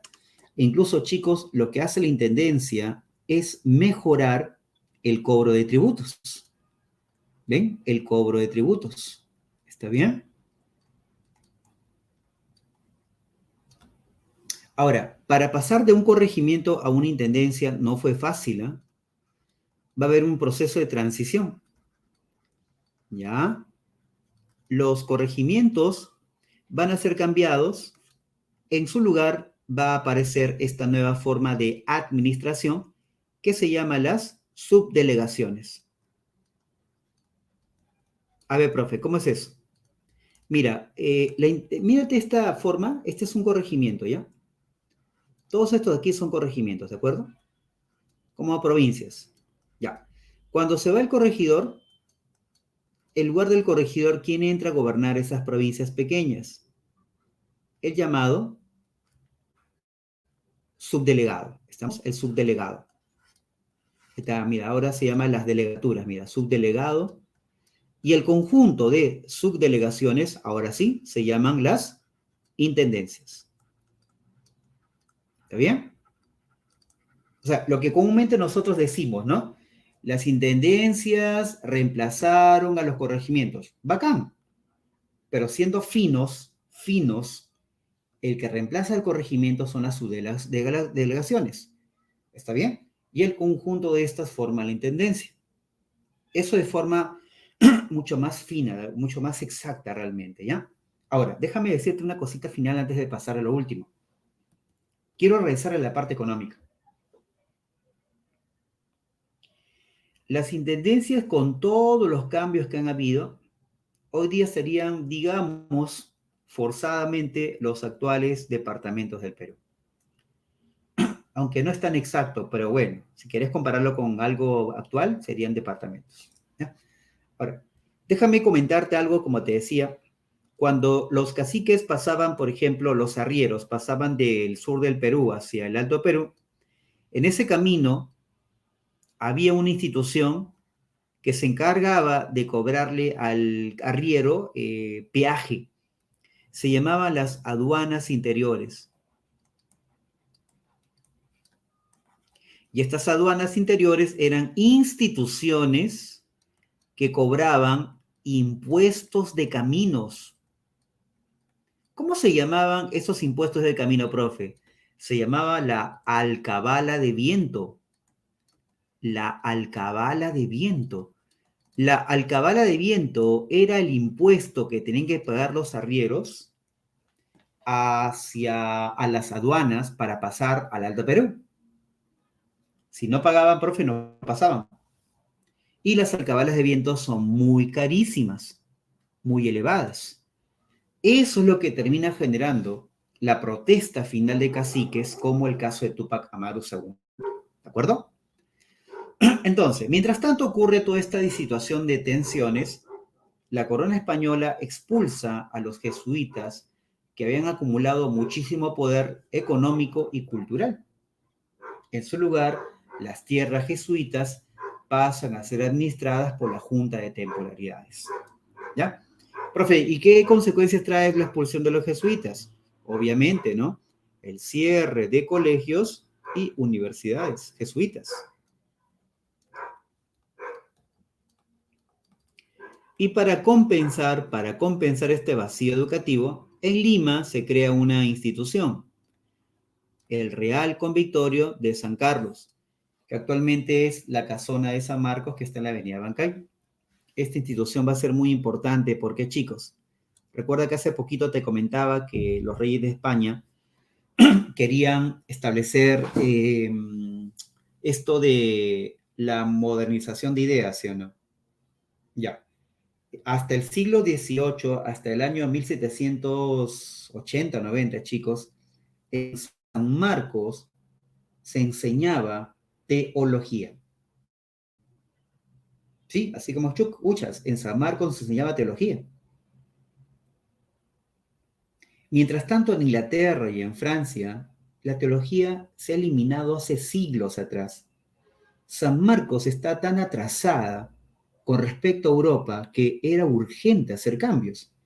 Pero como San Marcos no quería hacer reformas, ya que San Marcos tenía esta cualidad de ser autónoma, y tú sabes que cuando una institución es autónoma, el Estado no puede entrar ahí. San Marcos hizo una pequeña reforma interna de sus cursos, pero no fueron suficientes para modernizarla.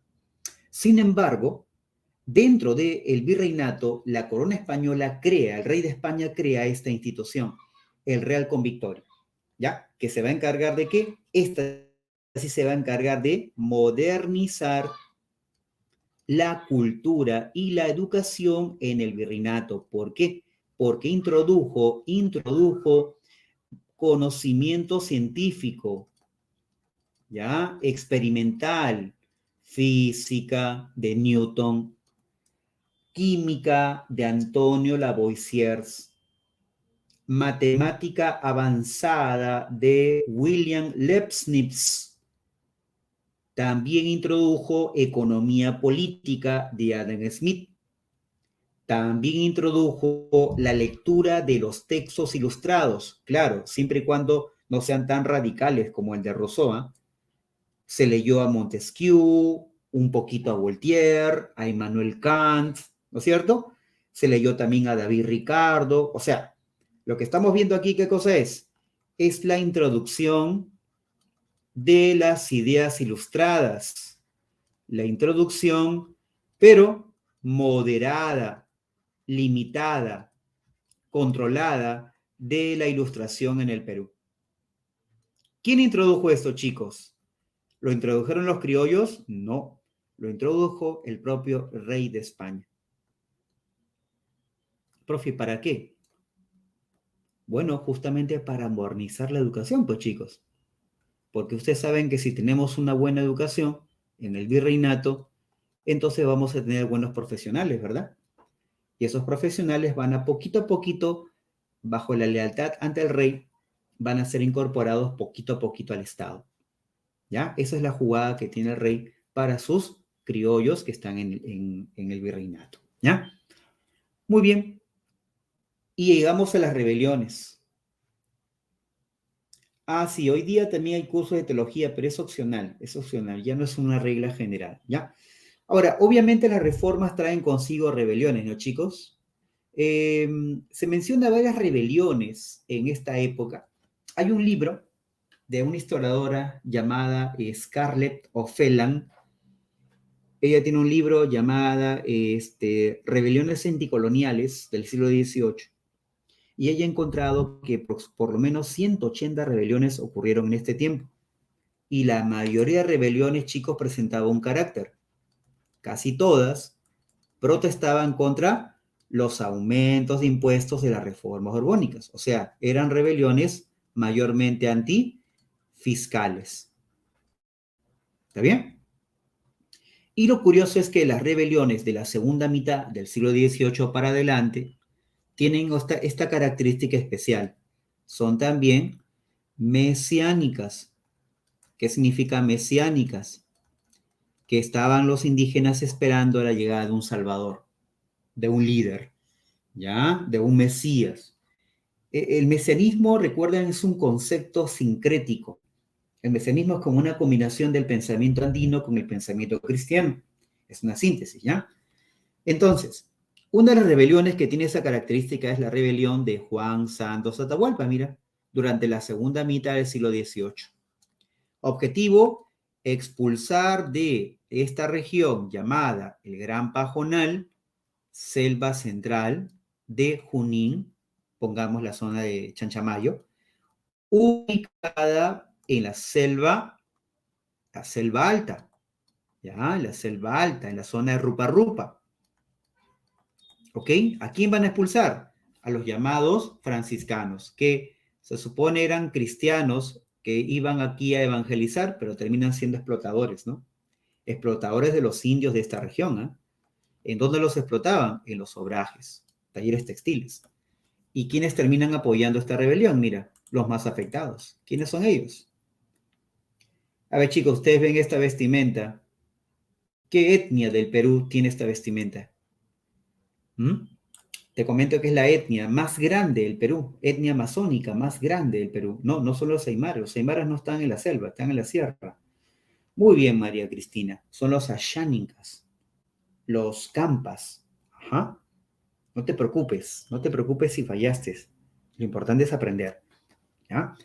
Ahora, una característica de esta rebelión que nunca fue derrotada. ¿Por qué no los derrotaron?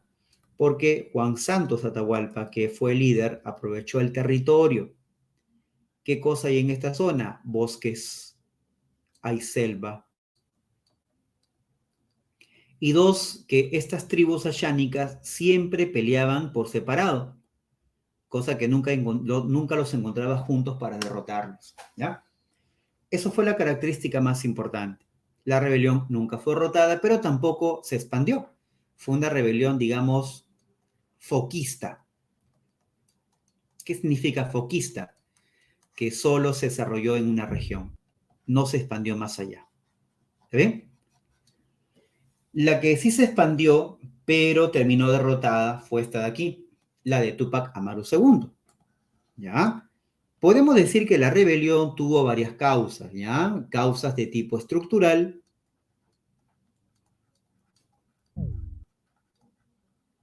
y causas de tipo coyuntural. ¿Cómo es eso de estructural? Porque son parte, están dentro del virreinato desde que comenzó. En cambio, las coyunturales ocurrieron durante las reformas borbónicas. ¿Está bien? Ah, ya, ¿qué pasó con Juan Santos Mariela? Desapareció. El tipo desapareció. No se sabe dónde, cómo desapareció, pero nunca más se encontró su rastro. Quedó algo así como una leyenda. Y los rebeldes continuaron peleando hasta que para el 56 dejaron de pelear. Justo coincide con la fecha que él desapareció.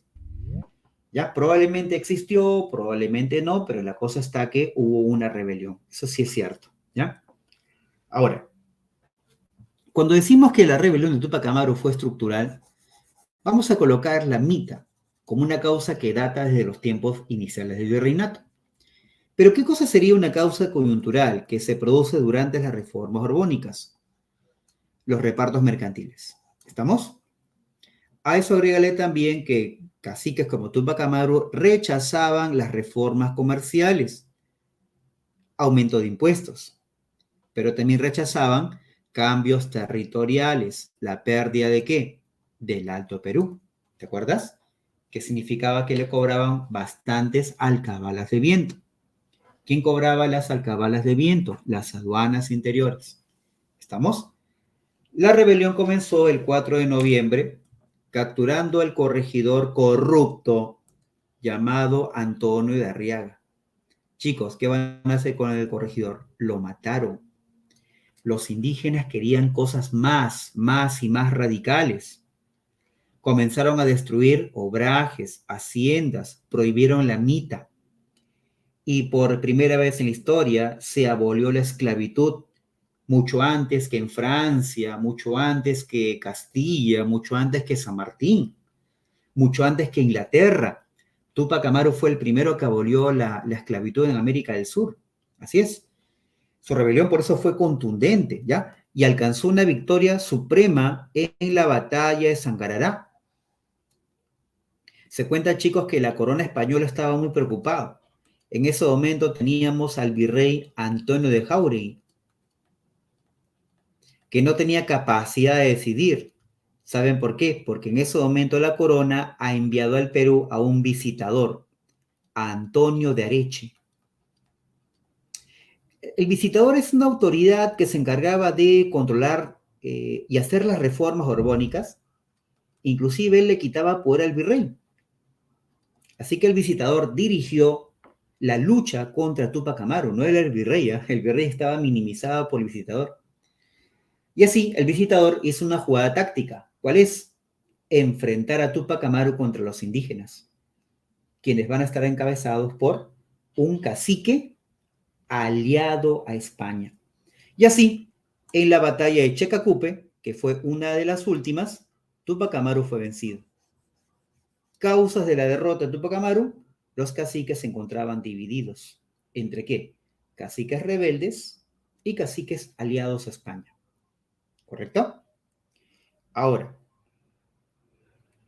igual, chicos, Túpac Amaru iba a caer tarde o temprano. Así lo hayan traicionado cualquier persona, igual iba a caer, ya estaba acorralado. ¿Está bien? No tenía solución. Ahora, 2. En la fase aymara, después de que matan a Túpac Amaru, a Micaela Bastidas, etc., hay sobrevivientes, chicos, hay sobrevivientes. ¿Tenemos a quién? Tenemos a Diego Cristóbal Túpac Amaru. Él es un quechua, al igual que su primo. Bueno, algunos señalan que era su tío, pero él termina capitulando buscando una paz, pero una paz que termina siendo una traición, porque a este Diego Cristóbal lo terminan matando. La rebelión continúa, ¿ya? Y como aquí hubo traición de los criollos y de españoles, los aymaras ya no querían negociar con los españoles. Ahora ellos tienen un líder llamado Diego Cristóbal, Túpac Katari, líder aymara. Y los aymaras, como no confían en otros grupos sociales, tienen ellos una alta desconfianza con los criollos porque han visto que han traicionado a Túpac Amaru e incluso a Diego Cristóbal. Terminan siendo acorralados y los aymaras pelearon hasta el final, con mucha violencia. Termina la rebelión, Túpac Katari fue asesinado y vino las consecuencias. Número 1, se elimina los corregimientos, aparecen las subdelegaciones y las intendencias. Aparece una real audiencia en el Cusco, justicia en el Cusco.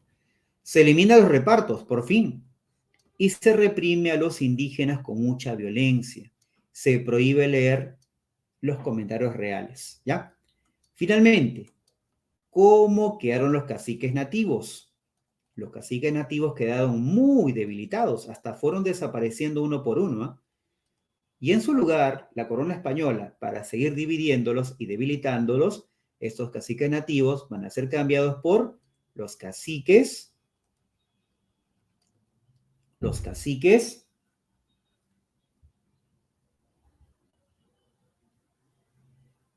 no nativos, ¿ya? Los caciques forasteros, ¿ya? Que están conformados por criollos caciques, imagínate, ¿eh? Mestizos e indígenas también. Así es. Y esto para debilitar la figura del cacique nativo, ¿no? ¿Ya? Ahora, profe, ¿y al final qué va a terminar pasando? Bueno, obviamente lo que va a venir después es un proceso de independencia liderado por el sector criollo. Pero eso es un tema que lo vamos a ver nosotros la próxima semana, ¿ya? Entonces, chicos, les invito a que ustedes resuelvan las preguntas del material. Ya la próxima semana comenzamos con la solución de esas preguntas, ¿sí? Bien, chicos, cuídense muchísimo, que tengan una gran noche y nos vemos la próxima sesión. Hasta luego, chicos. Gracias.